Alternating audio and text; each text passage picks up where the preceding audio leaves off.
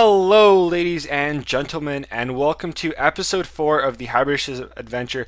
So before I begin, I'd like to thank you guys for the awesome support on the last 3 episodes. Looks like you guys are really enjoying the series, so I'll try to upload it a lot more often. But we start off the episode by joining the Advanced Cup, and I was confident. First game we won by a pretty big margin, and I thought, let's go into a tournament. And this guy had a pretty nice team. I mean, it's kind of questionable with the left and right wing with Ba and Cisse. But overall, you have a Yaya Toure, you have Modric on full chemistry, some decent defenders. Of course, the left back, I believe that's Nelson, very slow. But what ends up happening is the game froze. I left it on for half an hour. I really didn't want to get the loss, but at that point, I said to myself, no point in wasting our time. My dashboard, I come back, and we actually don't get the loss. And of course, Olaf does sell. We make nice 2K profit on him. But I guess they changed it. I mean, before what would happen is if you got to the frozen screen, basically the first person to leave would get the loss. Turns out they changed it, and we go back into the tournament. At this point, I was really hoping that it doesn't happen again. If you guys do know why the frozen screen error does occur, if you guys can please leave a comment, because apparently it does kick you out of the tournament, and that's really tedious. But as you guys can see, this guy has a decent Italian side with the exception of his defense. He has the Polish central defensive mid as the center back. So I was really looking forward to exploiting that right side of the field. And we start the game off really early, 14th minute. Gomez with the dummy and just a beautiful finesse shot. I mean, that is his bread and butter. He's not going to be missing any type of those shots. And then going back, we get really lucky right here. As you guys can see, Cisse gets the ball back off a pass, and he kind of trucks right through the 2 players. I mean, that was really unfortunate for him. But I'm still going to finish that. Just a beautiful power shot right to the corner, and the goalie doesn't even attempt to save it.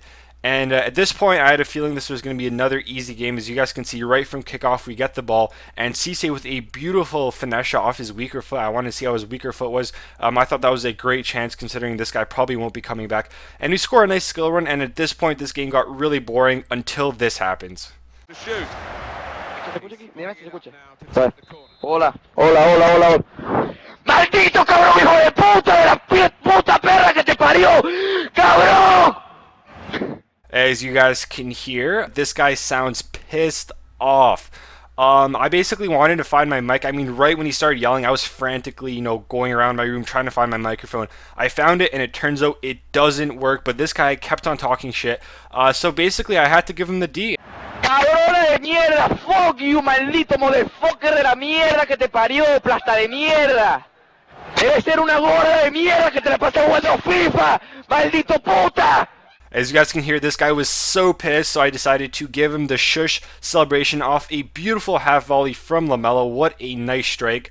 And, I really wanted to get my mic, but I thought, there's no way of actually shit talking, so we're just going to give him the D. As you guys can see, Cisse, a nice rainbow over his player, and the rest of the game, I was giving this guy the shush celebration. I mean, I really wanted to make a point. I mean, there's really no point in getting on your mic and just screaming so much. Basically, at this point, I think I muted him. I mean, he was getting so annoying. Once again, the shush celebration, this guy really did deserve it. And usually once I start winning 5-0, I'm not the type of guy to win by more. I mean, once you have your 5-0 lead, there's really no point. You don't get any more coins. And a beautiful finish from Cisse. That's ridiculous. But as I said, I mean, I'm not really the guy to really demoralize a player by beating him, 9-10-0. But this guy was really deserving. I mean, he was being a huge douchebag, and I thought, yep, we're just going to give you the D in the entire game. Basically, I mean, he was yelling, and then I believe this is the final goal. Cisse misses that finesse shot. His goalie makes a nice save, but Gomez gets the rebound, and that is how the game, I believe that's how it ends. I think it was 9-0 the final score, and it was really funny. I really wish I had my mic to talk back to the guy. That would have been a lot more interesting, but that is how that game ends, and pretty demoralizing win for me. I mean, not demoralizing. I mean, demoralizing in the sense that that guy got his ass kicked. But we go right back into the tournament. As you guys can see, I'm pretty confident right now. I mean, our first 2 games have been really easy. No real competition. And we come against this guy. As you guys can see, Tulane C, Brazil badge. I automatically know he's from Brazil. And I have a poor connection with anyone from South America. So I back go. I really don't want a laggy game. And it would have probably been a really bad game. So I wait a little. I don't want to go right back into a game because I probably would have been matched up with him, and we get a game against this guy. He has a Man City badge and a jersey, so I thought, he'd probably be a good player. And he has the sweatiest team I have ever seen. The defense, I believe the lowest pace is on David Luiz with 79. And I know I was in for a game. I mean, this guy, very, very pacey defense. It was going to be very hard to break it down. Cesar in net. Cesar's a bit questionable. He's basically on or off. But we start off the game. I make 1 tackle, 2 tackle, 3 tackles, and then I kind of push him right into my goal, and that is the worst way to start off a game, especially against a 5-back opponent. What that means is he basically went on ultra defensive for the rest of the game, but we do not stop there. We go with Cisse, and I got a little bit fancy. I went for the scissor, and it went off the post. I thought that was really unlucky. A few minutes later, we come back, get a nice shot off, and of course, it goes off the post yet again. Right here, 45th minute, we do a good job with Abate clearing the ball, and he has a corner. And another good defensive play. I mean, I get the ball out, and there's nothing you can really do about that. That is a beautiful strike from Lavezzi. I will give him that. But that was his really only opportunity in the game. I mean, he had 2 shots. And unfortunately, both of them did end up going in. It was just one of those games where nothing would go my way. I mean, I clear the ball, goes right to Lavezzi. And at this point, I was thinking, I need a super sub. I need some fresh legs. So I take off Griezmann. He was actually slower than most of the defenders, which is really hard to believe.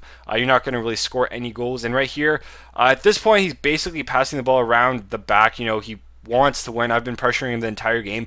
But Luis screws up, and Mounier will make you pay for that every single time. So now we have ourselves a game.